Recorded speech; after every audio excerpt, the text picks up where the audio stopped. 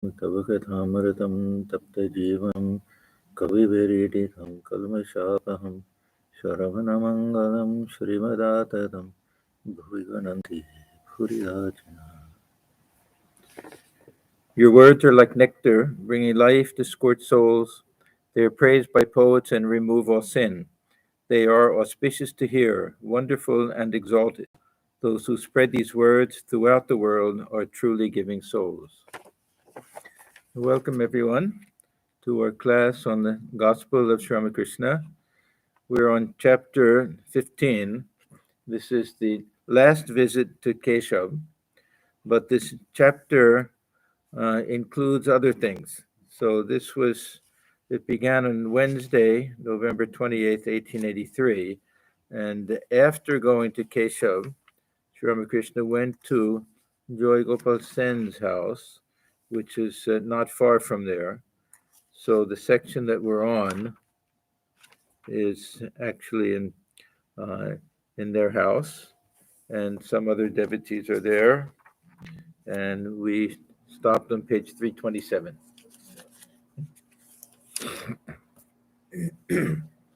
So Sri Ramakrishna is talking to one of the neighbors. Whenever Thakur went to somebody's house, all the neighbors would come, and there was a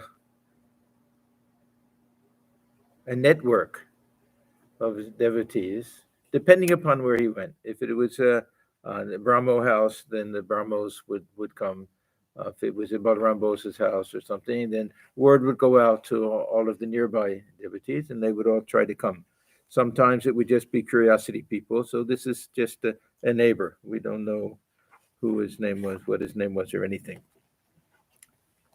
So Sri Ramakrishna has been talking to him about discrimination. So I'll start. We read this last time, but I'll start with this. Master, discrimination is the reasoning by which one knows that God alone is real and all else is unreal. Now, this is always the big issue. What do we mean by real and what do we mean by unreal? And Thakur, he'll give all different types of explanations. Here, he says real means eternal and unreal means impermanent. So there'll be all different definitions. And there'll be schools of Vedanta that for them unreal really means unreal. That when they say like a dream, literally like a dream, that it will evaporate when we wake up. There'll be different schools. Thakur, he refers to all of them at different times. And we know, and this is the most important thing to remember, that for Thakur, these are not final positions or final truths. These are all different spiritual attitudes that are helpful to some people, more helpful to some than others. And the only final truth is experience. So we always have to keep this in mind. Otherwise, it's very, very confusing. Why he'll say sometimes this world is unreal like a dream, other times that once we realize God, it's real, and all different types of things. So we have to always remember that when he says "dotomo totopot," it's become very, very commonplace for us to assume that this refers to all the different religions that he practiced, that all different religions are paths leading to the same goal. But it equally applies to all different philosophical positions. And this is how he can accept the not final truth, but efficacy of the dualistic position and qualified non-dualistic position, and also the Advaitic position as being able to lead one who's suited to that particular path along that path to have final realization, and then the path is left behind.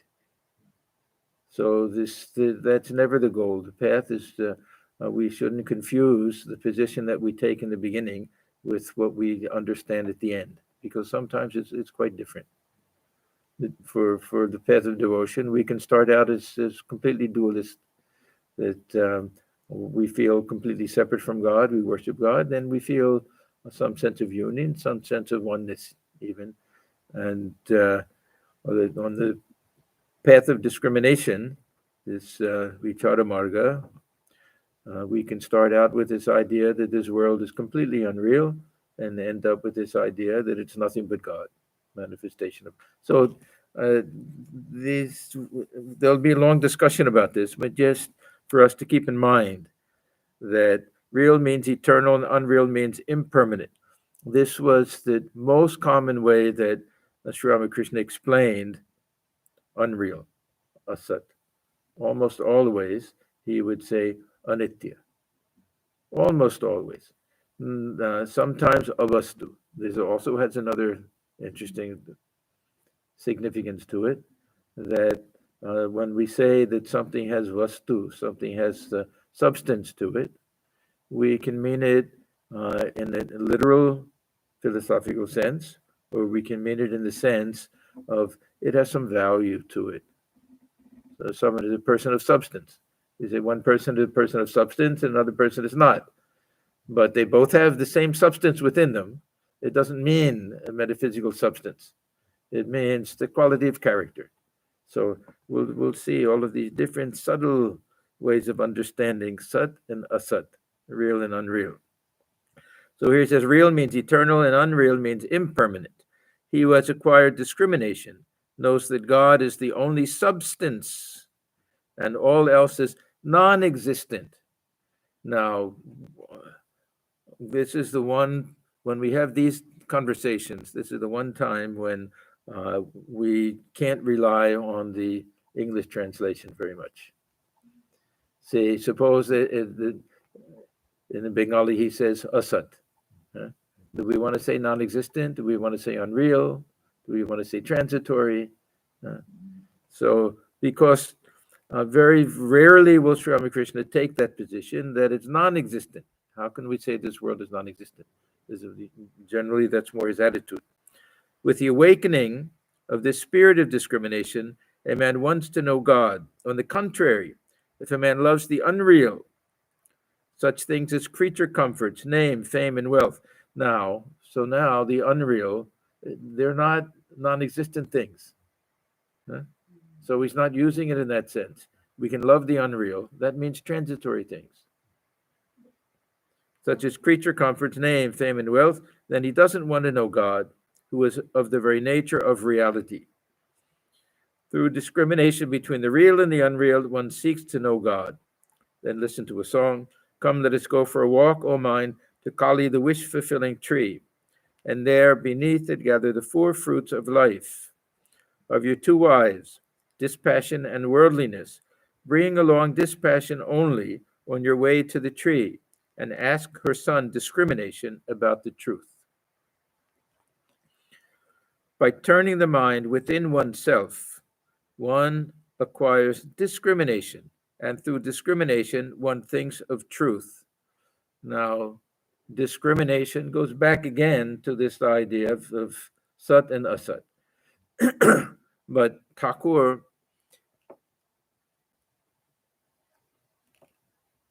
seems to put more emphasis on what is of value in life and what is of passing value.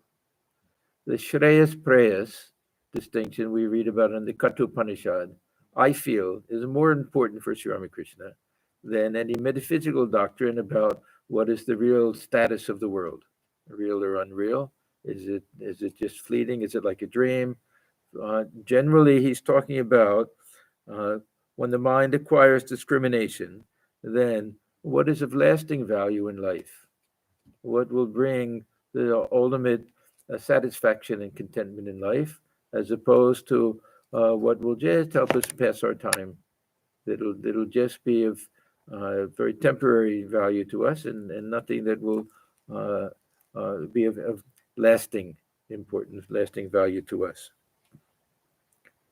Reaching that tree, then the mind feels the desire to go for a walk to Kali, the wish-fulfilling tree. Reaching that tree, that is to say, going near to God, you can, without any effort, gather four fruits, namely dharma, artha, kama, and moksha. Okay, these are very ancient uh, Vedic tradition that breaks down everything into these four aims of life and four stages of life. So we have the ashramas and the different aims of life fit in with the different stages of life. So dharma we learn at the brahmacharya stage, artha and kama go with the householder stage. When we're in garhastya stage, and uh, and then when we renounce everything, go into the forest, uh, become vanaprasthins, and then eventually sannyasins, and then the goal is moksha. Of course, dharma has to be learned in the beginning. That stays with us throughout. We never give up the dharma until the very end. If by dharma we mean convention, then we give that up, of course. But otherwise, and kama and artha and kama, this is when we get a chance to burn our fingers and to learn what this world is really about. We get to fulfill some desires and also find out what things will be trouble for us. And this is the time we learn our lessons in life. And then when we've learned all of our lessons, then we feel ready to renounce.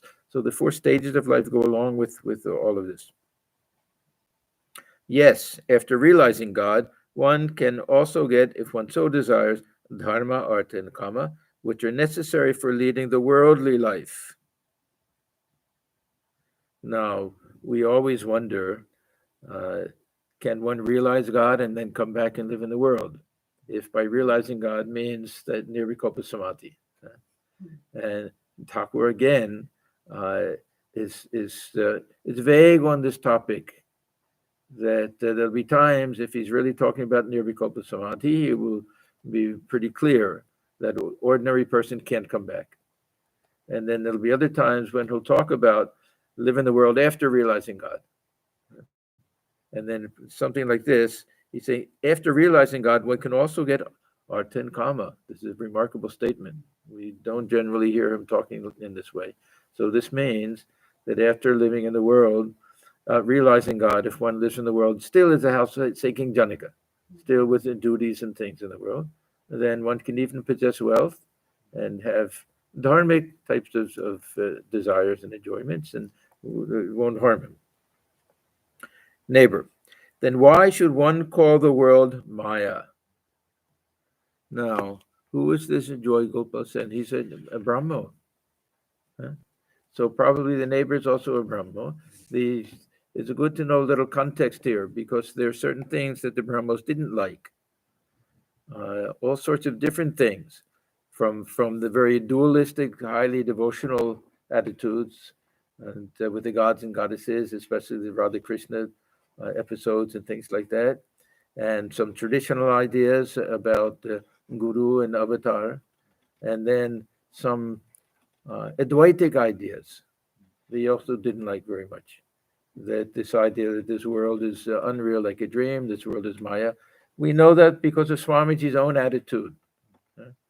When Thakur was telling him that everything you see is nothing but Brahman, God itself. Then he went out on the veranda with Hazra and they were joking around, oh, this pot is God, this picture is God, and everything, laughing like that. So that was probably a typical attitude of the Brahmos also, that they didn't like this extreme Advaitic position where the world is something unreal. And because they were so interested in helping society, that even Swamiji also, we can say, he didn't like this idea of dismissing this world as Maya in the sense that we don't care about the suffering of other people. They were so interested in reform and everything. So this question is probably this neighbor. He knows that these great pundits and these Vedantists and everything, they talk about Maya all of the time. This world is Maya. So he's asking that question. Master, as long as one has not realized God, one should renounce the world, following the process of neti neti. Now, renounce the world. This, I don't think he means that one should take monastic vows. I think what he's talking about here is make a distinction between that which is eternal and that which is changing. So renounce the world as the be all and end all of life, to give up that idea that this world is all that we have, something like that. And follow the process of neti neti. That means that if we want to get to that which is unchanging and eternal, we have to eliminate everything changeful. If we want to get to the pure subject, we have to eliminate everything that's the object. So this is Dirigdrisha Viveka, that anything that can be an object of perception, an object of thought, an object of understanding, has to be separate from that which is the witness, that which is the pure subject. So this is that neti neti. It also means that anything changeful, even this external world, that we don't want to identify Brahman with anything changeful at all. So in the beginning, beginning we do this. Now notice the way he talks. As long as one has not realized God. So this is not a final position. This is a spiritual attitude we take. We haven't yet realized God, but we start out by giving up this idea that this world is everything. This world is 100% real, and this is the only thing of any value in this world. And we follow the process of neti neti. That means we start to see that there must be something unchanging, which is aware of that which is changing. And that'll be the self. So we practice this neti neti. And then he says, but he who has attained God knows that it is God who has become all this. So now this is the flip. This is the flip. That which we renounced as unreal, asat, after the realization of God, we see that this is nothing but the manifestation. So we renounce the waves as not being the ocean. And then when we have the final realization, we realize that, oh, there's really no difference. That this is just the surface of that same ocean of Satchidananda, something like that. So he who has attained God knows that it is God who has become all this. Now this is our Sarvam Kalvidam Brahma that we have in the Upanishads. Shankaracharya's emphasis is always on the other side.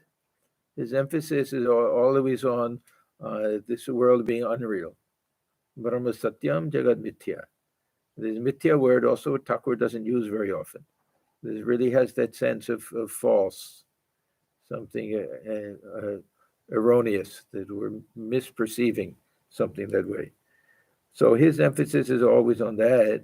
And even after God realization, with this ego of knowledge, one still sees this world is kind of dreamlike, fleeting and floating on that ocean of Brahman. That can also be there, but the emphasis will be a little bit different for, say, the two types of vijnanis, those who are devotees and those who are more philosophical in nature.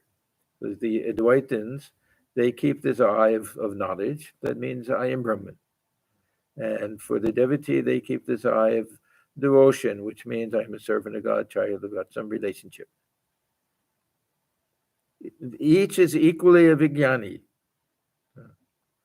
Sometimes Thakur emphasizes the path of devotion and the path of vijnana. That he'll say for the vijnanis or the bhaktas. They'll both say that this world is real because of the manifestation of the divine. The vijnani who's a jnani at heart may also feel that, but still their emphasis will be the real reality, divine self within, and this is just a passing show. Now, we talked about last time that if we look at this world from the point of view of just time, then whether it's real or not, it's fleeting because we're fleeting, or days are fleeting. That way also this world is unreal. So he who has attained God knows that it is God who has become all this. Then he sees that God, Maya, living beings, and the universe form one whole.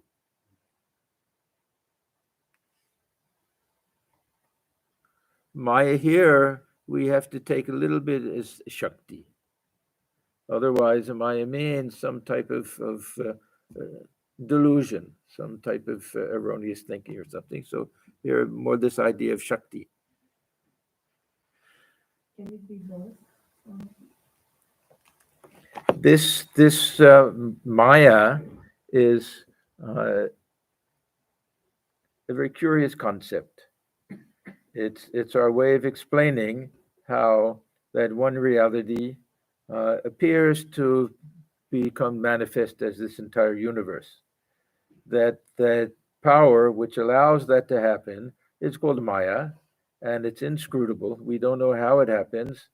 It's really a term that we use to explain a phenomenon that we don't know the explanation for, how the one becomes the many.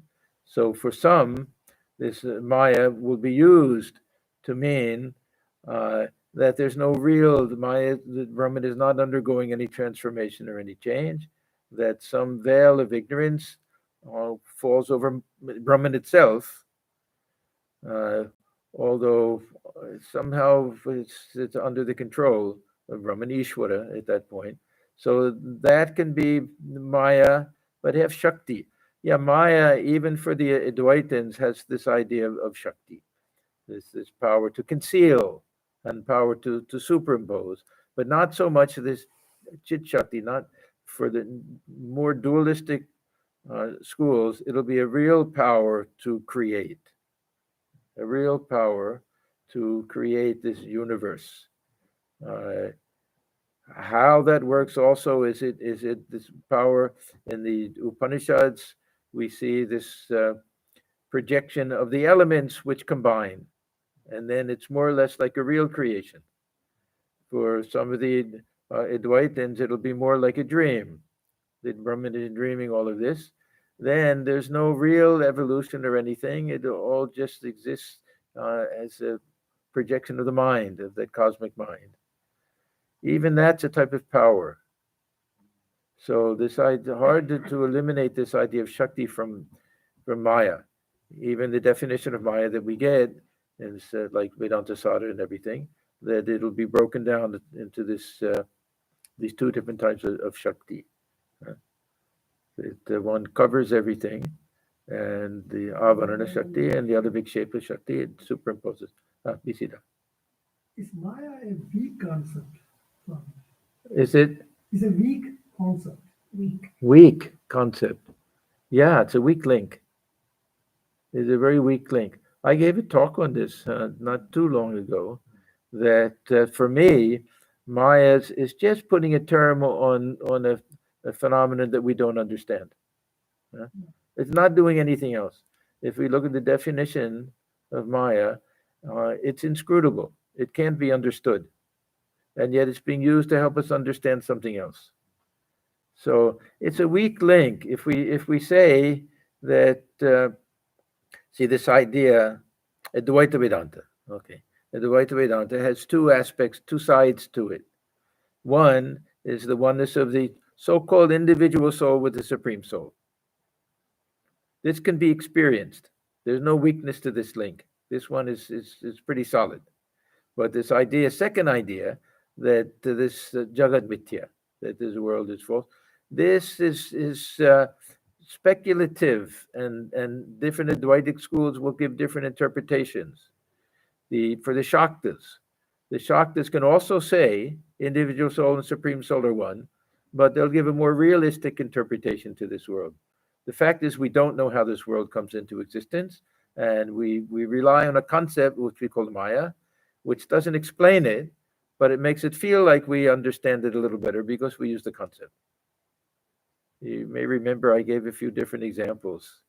That suppose a child asked his mother, why is it that when water gets colder and colder, when it reaches 32 degrees Fahrenheit, that it turns into ice? And the mother says, because that's the freezing point of water. Huh? So the child says, oh, okay, now I understand. What have we learned? Huh? Nothing. But we're giving a name to it. How does the caterpillar turn into a butterfly? Metamorphosis. Does that tell us anything? We've put a term to it.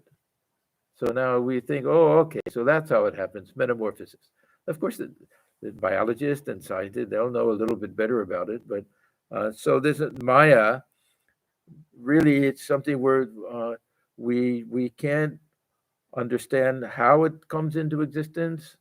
We can understand how it works, but we can eliminate it from, if we think of Maya in terms of individual ignorance. It has an end.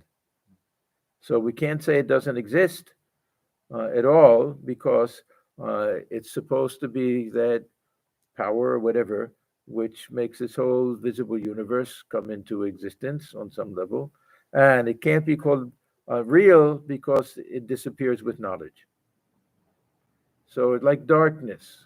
uh, Darkness, it's a real has a real phenomenal existence to it. We'll trip and fall. I mean, we can't just say there's no such thing as darkness. But when we turn the light on, then what happened to the darkness? Did it ever really exist? Was it ever real? Just absence of light. So uh, I don't know, weak concept. On some point of view, we can say it's a brilliant type of concept, but uh, it points to the fact that there's something that goes beyond our ability, rational ability, to understand this universe with this human mind. And Sri Ramakrishna talks about that all of the time. Yes. But Swamiji, Yeah. isn't it a subservient energy of Sri Krishna? Shakti is Shakti, which. For those who believe in the personal God, Mm. that they'll talk about it that way. There's a certain Vaishnava tradition that will also rely heavily on this idea of Shakti. There'll be different types of Shakti. Uh, this Bahiranga Shakti, they all belong to Krishna. Krishna is personal Ishvara, we can say. There's a Bahiranga Shakti who creates this whole universe. And there's an Antaranga Shakti that creates the individual souls that we have. Tatastha Shakti, they have all different types of Shakti. So this which is also a type of Maya. This we can't get out of this. If we start out with Brahman alone is real and Brahman is unchanging and everything, we have to have a second concept to explain anything. And yet, the Advaitin doesn't want to admit of anything, any second thing. So it's difficult.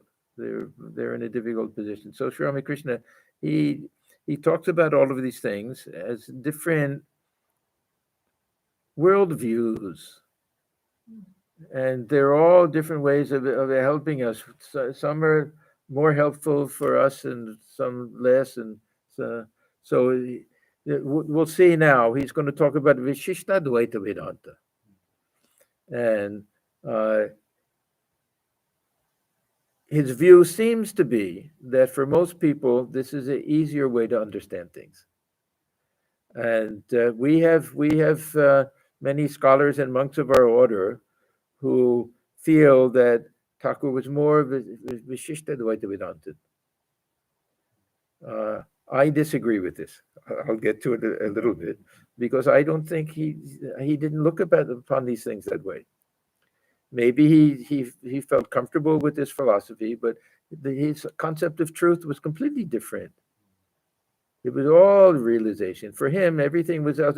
If two people are talking about one person, and they're giving slightly different definitions and descriptions and everything, is one right and one wrong? For him, it's the person. It's the truth is that person, which includes everything, far more than we can possibly know. And we don't have to know everything about that person. We just go and meet that person. That'll be enough. Whatever appeals to us, that'll be enough for us. So his concept was different. Anyway, let's go on with this. So now he says God includes the universe and its living beings. Now, well, what does the Advaitin say? That somehow through Maya, the Brahman projects the universe, and the same Brahman seems to enter into all beings.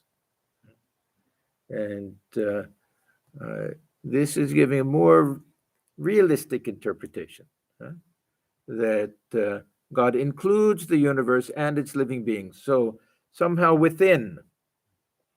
Now, when we talk about Vishishta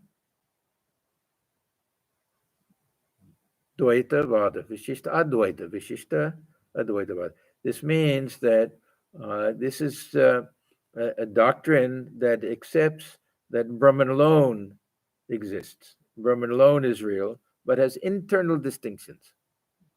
So this is exactly what he's saying. Within that Brahman, we'll find all living beings and the universe, somehow contained within. So this is an internal distinction, but there's no second reality.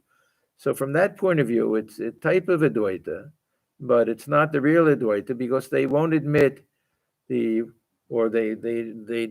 don't posit the oneness of the individual soul with the Supreme Soul. For them, there are many jivas, just as there are many seeds inside of the one plant. But anyhow, so let's go with this. God includes the universe and its living beings. Suppose you have separated the shell, flesh, and seeds of a bell fruit. This is a classic example. He'll give this many times. And someone asks you the weight of the fruit. Will you leave aside the shell and the seeds and weigh only the flesh? Not at all. Okay.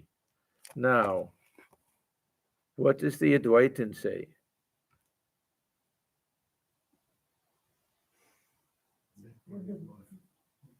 Weight is the same. The weight of the ocean, if you take the weight of the waves and add it to the weight of or will it be any greater weight? It's all the same. You can. So this is we have our what is the our Vedic hymn? Purnamada Purnamidam. Okay, Purnat Purnamad. If you take this whole universe, this visible universe, out of Brahman, you subtract it from that, Brahman is unchanged. The weight won't be less. Okay? Looking at it from a different point of view. This is the way Thakur sees this world, my understanding. That he won't say, oh no, that's a mistake. That if you remove it from Brahman, Brahman will be a little bit less. Just as if you remove the seeds from the veil fruit, it'll be a little bit less. He's talking about it from a different point of view, that's all. He can accept both of these. The essence will not go away. The essence is still the same, right? The essence of the veil fruit and the Brahman, even if you remove the Brahman, the essence is the same. It's not reduced anymore. Anyhow, let's read on. Right. In that. Yeah. To know the real weight of the fruit, you must weigh the whole of it, the shell, the flesh, and the seeds. Now, we can understand this also from an ordinary point of view about how we live in the world. See, Thakur was a practical person also. That we want to live in this world and not care about people and not care about the environment. They only care about the self within. Right? Because this is all Maya. So we can discard it, all of that. So from an experiential point of view, we have to add all of it together and take all of it together. It doesn't have to be, again, this high metaphysical understanding of things. The shell may be likened to the universe. So this is the external, right? And the seeds to living beings. So this is Ramanuja's school, that, and also or Sankhya philosophy, that there'll be multiple jivas. Real. Not exactly, see, Thakur will give the illustration of the sun being reflected. Each reflection is not a real individual jiva, because if it's real, then it'll be permanent and it'll be there even in the time of liberation. So the example of the reflected sun will be an Advaitic example of how the numerous jivas are only apparent because of the one sun, which is reflected in all different containers. So look at the difference between that and this idea that the bell fruit has lots of different seeds within it. They're all real. The other one is just the only reality is the sun. Now, is Thakur contradicting himself? No, he's just showing different worldviews, different ways of understanding things. Some will appeal to one, some will not. And the philosophers argue over these things. That no, it has to be either one or the other. You remember the very beginning when I met Sri Ramakrishna for the first time. Thakur was asking about, do you believe in God with form or without form? And I said, what kind of a question is that? It's either one or the other. It's not. Can something be white and black at the same time? How can God be both? And I have to choose one or the other? But he can be both. So because he's used to this hard type of logic, and Thakur is talking from a whole different point of view. So the shell may be likened to the universe and the seeds to living beings. While one is engaged in discrimination, one says to oneself that the universe and the living beings are non-self and unsubstantial. Now, Thakur is actually, he's taking this Vishishtadvaita Vedanta and merging it with his Advaitic sadhana. They won't necessarily do this type of discrimination, but anyhow. So while one is engaged in discrimination, one says to oneself, the universe and the living beings are non-self and unsubstantial. Okay. So this idea of non-self, when we say this universe, we have to include our own body. This is the more important part. That I want to include my own body and my own mind and my own senses and all my thoughts and everything else, that they're constantly changing and they're non-self because I'm aware of them. They're the object. Object doesn't mean a physical object. A thought is an object. This ego is an object for consciousness. We objectify, when we talk about the ego, we're objectifying ourselves, turning ourselves into a person. But the real self is the one who's watching the whole process. So if we do this, then we have to eliminate these as part of the subject. It sounds paradoxical, but the Advaitic sadhana is based on dualism. It's based on starting with a dualistic position that there's the real and the unreal. There's the permanent and the changing. It starts out like that. Now, they can get around it by saying that which is impermanent, that which is changing, is ultimately unreal. We'll find out later that it never existed, so there was no real duality, but in the beginning we feel that way. So at that time, one thinks of the flesh alone as the substance and the shell and seeds as unsubstantial. But after discrimination is over, that means after we've had some type of realization, some experience, one feels that all three parts of the fruit together form a unity. Then one further realizes that the stuff that has produced the flesh of the fruit has also produced the shells and seeds. So it all goes back to Brahman. So if we think of the dream that all the objects inside of the dream will understand that these all go back to that same consciousness. And the individual in the dream goes back to that same consciousness. But if we want to add the weight of it from that point of view, once the dream breaks, we're not losing anything because it was unreal. So the Advaitin will say that full weight, Brahman alone exists. There's no more weight than that. The other thing is a superimposition, which has no weight to it. We're not adding anything. We're not losing anything. So two different points of view, that's all. They're not ultimately contradictory unless we want to really play the role of the philosophers and who argue against each other and try to use logical points, this and that. Otherwise, they're both beautiful worldviews. And Thakur's worldview is a blend of these, because he says everything ends in oneness. And you peel the onion, and in the inside you won't find individual jivas in each one. You have just that pure empty space, which is the self. So he likes both ideas. But for most people, we can't get rid of the jiva. Now, this is another important point, that his objection to this idea that we're one with the Brahman is not because it's not true, but because this ego idea keeps coming back. And this feeling of separation is there.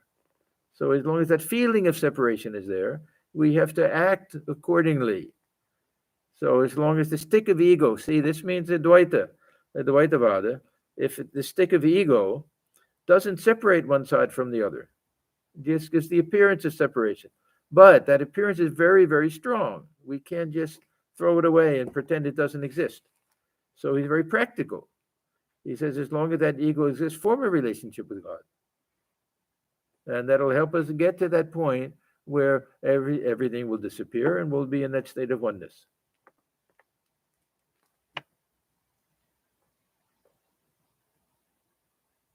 So after discrimination is over, one feels that all three parts of the fruit together form a unity. Then one further realizes that the stuff that has produced the flesh of the fruit, this is Brahman, has also produced the shell, this is the universe, and seed, the jivas. To know the real nature of the bell fruit, one must know all three. Then he goes on. It is the process of evolution and involution. Now, this evolution and involution will be more of a realistic understanding of creation because it takes place in time.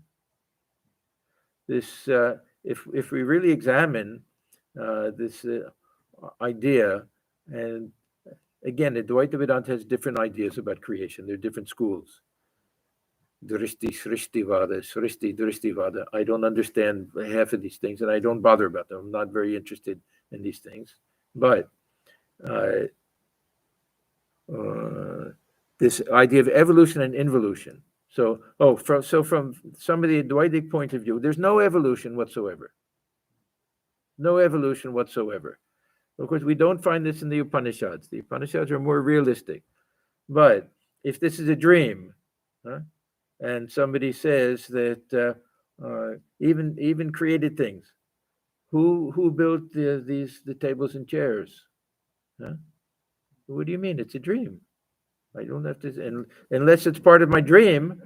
Part of the dream is that I dreamt that somebody built them. They're just there, and they come in all at once. Spontaneous, instantaneous. There's no evolution whatsoever at all in a dream. Once the dream starts, but just this universe is just.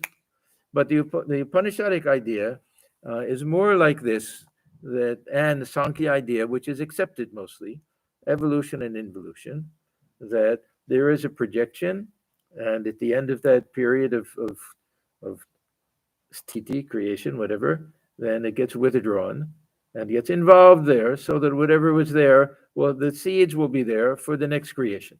And it goes on and on, endlessly and beginninglessly, which of course is a bit of a contradiction, but that's another philosophical problem. So it is the process of evolution and involution. The world, after its dissolution, remains involved in God. Now, we may say that this Brahman, nothing will remain. Brahman is beyond everything. So we have these other ideas that somehow Ishvara or Hiranyagarbha, they'll come up with all different ways of understanding how this cosmic mind can still remain unmanifest at the time of dissolution. So Swamiji, evolution, when we talk about, is it just at the body-mind level that evolution happens, but involution is at the spirit level, right, or the soul level? Now we're just talking about material level. Okay. Material level. The evolution of the individual, spiritual evolution of the individual, is independent of all of this. Now, what that means is suppose every life you get closer and closer to God realization, but it's time for dissolution of the universe. What happens to you? Are you stuck? That when the next creation comes, you'll continue along your spiritual path somehow. You don't start over again because with your bad luck. It's like you got your visa and the passport, but your passport expired. Your visa's no good anymore. You can keep the visa, so you continue. Now, all of these things have philosophical difficulties. Don't ask me to try to explain how these things work at all. I don't bother with these things. But anyhow, this is that theory that so this evolution we're talking about now is really the projection of this universe. How this universe comes into existence, and at the time of pralaya, what happens to this universe? That from a Sankhya point of view, everything goes back to energy. We have our prana, akasha, and everything like that. So it is the process of evolution and involution. The world after its dissolution remains involved in God, and God at that time, at the time of creation, evolves as the world. Butter goes with buttermilk, and buttermilk goes with butter. If there's a thing called buttermilk, then butter also exists. And if there's a thing called butter, then buttermilk, if there's a thing called buttermilk, then butter also exists. And if there's a thing called butter, then buttermilk also exists. If the self exists, then the non-self must also exist. So, so what this is saying is that we can't separate this universe from Brahman itself. It revolves back into Brahman and comes out here, like the spider, that the web, the thread that'll become a web comes out of its own body. And then the spider can also withdraw that same thread. So we can't separate the thread from the spider. This is universe from Brahman. This is this the theory of projection, the srishti. Srishti means a projection. Sthiti pralaya.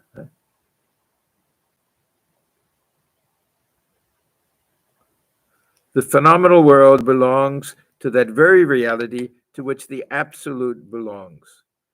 So we may say it's unreal. That means that it's fleeting. That means that it's superficial. It may not be the thing that can appeal to us and everything, but it has some type of existence, like the wave on it's the surface of the ocean. That wave is a wave real? Not if we think. I mean, can we capture a wave? It's never the same shape for more than even a split second. It's never the same shape. Right? You ever look at waves? Yeah. It's not like a painting. It's not like a seascape. The seascape you can actually paint and it'll have a certain shape. A wave is never like that. It's in constant motion. But does that mean that it's unreal? It's unreal from that point of view that it's just it has a temporary form, rupa, and we give it a name. So from that point of view, if we think that it's some real separate thing and doesn't need the ocean, then it's unreal. Then that's a false understanding of it. But if we know that it's nothing but the ocean, and the weight of the ocean doesn't increase if we include the wave, it's all the same. So that's a little different from the other illustration.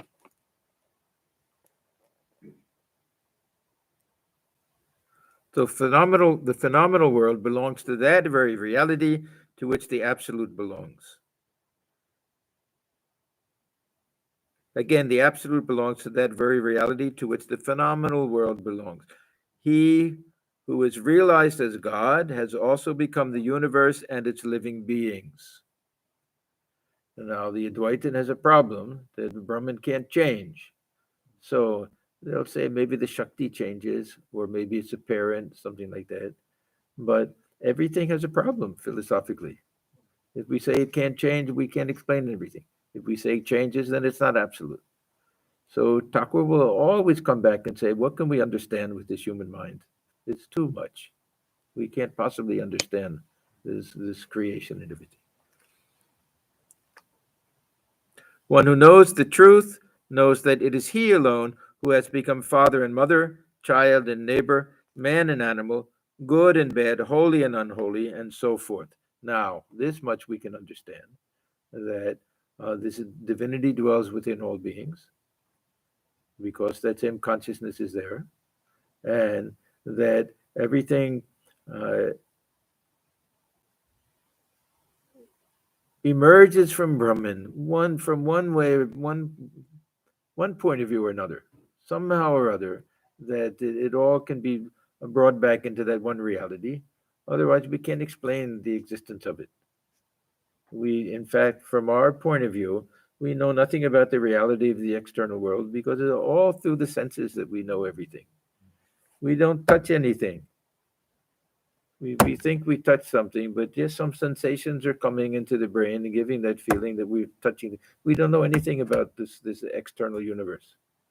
We don't know much about anything, if we're really honest with ourselves.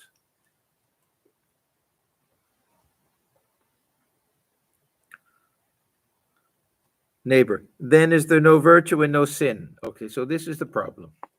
This is the problem with those Advaitins who say that there's, from this absolute point of view, nothing else matters. And this in the history of India, this was a little bit of a problem. Why this Vedanta either remained with the sadhus and they kept distant from everybody else, or it got misused and it led people to not care for making progress in the world, different things like that. So there's a good question. Then is there no virtue and no sin? Huh? There's a lot, really. If I'm not the doer, I'm the witness and everything, and this world is unreal and everything. What about all of these other things? Master, they both exist and do not exist. So there's no, from the highest point of view, that we'll see that these things will dissolve somehow. But we don't live on that level, and we can't pretend that we do. From our point of view, they exist, and they're important. And we have to know the distinction, and we have to practice virtue, and we have to make sure that we don't do anything harmful to other people. If God keeps the ego in a man, see, this is always Thakur's final point. He'll always go back to that. As long as we have this feeling of I, that'll be then forget about this higher stuff. If we have that feeling of I, this is the world that we live in. We can't pretend. We can't say that I have this feeling of I, and at the same time, that everything, this world is a dream. I don't have to care about anybody or anything. So it's long.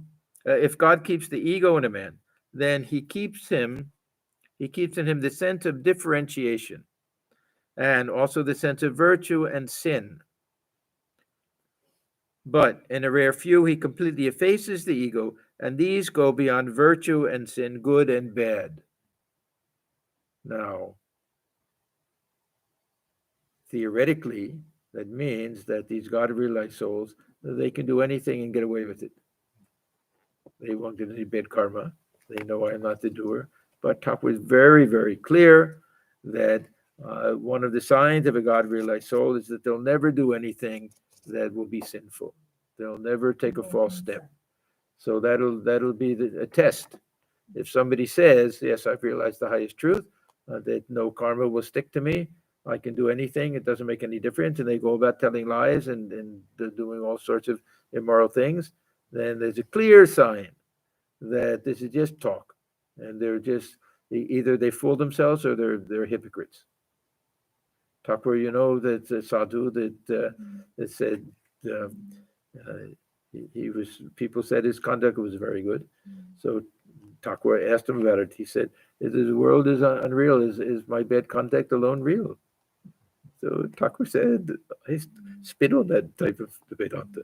That he is just confusing these two different points of view. So in a rare few, he completely effaces the ego, and these go beyond virtue and sin, good and bad. As long as a man has not realized God, he retains the sense of differentiation and the knowledge of good and bad, and has to. We can't pretend that we don't know the difference. You may say, virtue and sin are the same to me. I'm doing only as God bids me. Like Duryodhana. I do as you make me do. But you know in your heart of hearts that those are mere words. We can sing Shokli Tomariyacha day and night as long as we want, that I'm the instrument and you're the operator, and we go about doing all of this nonsense, and it's just pure, it's just ridiculous. It's just this, We're fooling ourselves and everybody else. It doesn't make any sense whatsoever. So if we know, so let me read this again. This is a very nice thing. You may say, virtue and sin are the same to me. I'm doing only as God bids me, but you know in your heart of hearts that those are mere words. No sooner do you commit an evil deed than you feel a palpitation in your heart. Even after God has been realized, he keeps in the mind of the devotees, if he so desires, the feeling of the servant ego. This is how one lives in the world, Thakur says, after realization, this ripe ego. In that state, the devotee says, O God, thou art the master, and I am thy servant. Even this, he's not saying that I'm just an empty shell, and whatever happens, you're doing it. He says, no, I have some feeling of separation, but I do only as you want me to do, not as you make me do even. But this the servant ego. Such a devotee enjoys only spiritual talk and spiritual deeds. He does not enjoy the company of ungodly people. He may see God and all, but doesn't enjoy their company. So you see that God keeps the sense of differentiation even in such a devotee. Neighbor, you ask us, sir, to live in the world after knowing God. Can God really be known? Master. Yeah, this Thakur says three different things. I'm curious about these things. So I pay attention sometimes. They live in the world after realizing God, live in the world after attaining knowledge, live in the world after attaining devotion. And we just read recently, sometimes they live in the world after attaining knowledge and devotion. After realizing God is too high. After attaining knowledge and devotion, it doesn't have to be God realization, but at least getting established in some higher understanding. Master, God cannot be known by the sense organs or by this mind. There's another one of his teachings, but he can be known by the pure mind, the mind that is free from worldly desires. Otherwise, how do we know God? It has to be through the mind. Now, maybe the mind is perfectly still, if we're talking about nirvikalpa samadhi. But even then, we'll come back to that same mind when we come back down again. The mind doesn't really get destroyed. This idea of manonasha, it doesn't mean that the mind is completely, it means at that time, in that state of samadhi, the mind is not functioning as if it's been destroyed at that time. But if it's really destroyed, we can't come back into it. Neighbor, who can know God? Now, this is interesting. What does that mean? Who can know God? Is it a rhetorical question or is it a real question? Who can know God? Who can know God? Thakur takes it as a rhetorical question. I think it's a real question. I think this is interesting. I think this neighbor is really asking, who is qualified to know God? Can a householder know God? He says, who can know God? And Thakur says, Master, he says, right, who can really know him? He takes it as a rhetorical question. So it's very nice. I like this. But as for us, it is enough to know as much of him as we need. That means, he said, who can understand all of God, or the ways of God. Thakur says that very often. What need have I of a whole well of water? One jar is more than enough for me. An ant went to a sugar hill. Did it need the entire hill? A grain or two of sugar was more than enough. Neighbor, sir, we are like typhoid patients. How can we be satisfied with one jar of water? We feel like knowing the whole of God. Master, that's true, but there is also medicine for typhoid. Neighbor, what is that medicine, sir? Master, the company of holy men, repeating the name of God and singing his glories, and unceasing prayer. Thakur gives great emphasis to prayer. I pray to the Divine Mother. Mother, I don't seek knowledge. Here, take thy knowledge. Take thy ignorance. We're running after this knowledge.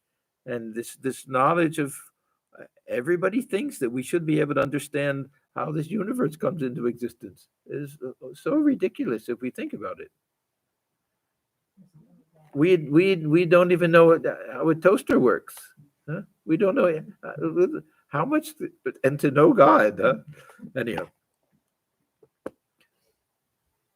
So the company of holy men, repeating the name of God and singing his glories, and unceasing prayer. I prayed to the Divine Mother, Mother, I don't seek knowledge.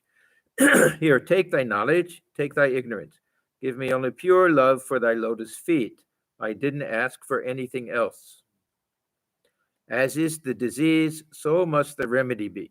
The Lord says in the Gita, O Arjuna, take refuge in me. So this Sharanagati, this is the final word of the Gita, final teaching.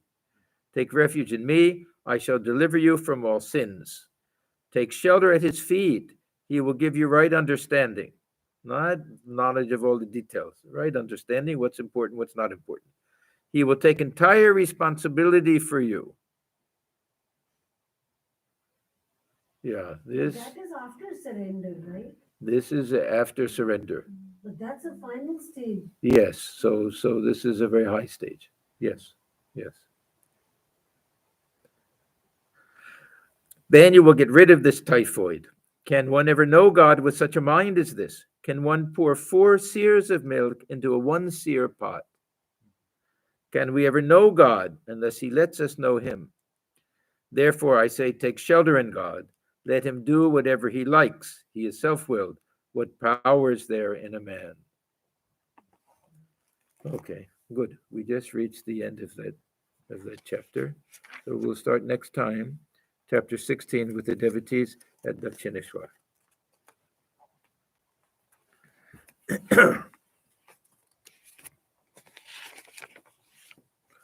Om Niranjanam Nityamanantarupam Bhaktanukham Bhatadavikraham Ishavataram Parameshamidhyam Tam Ramakrishnam Shirasa Namah.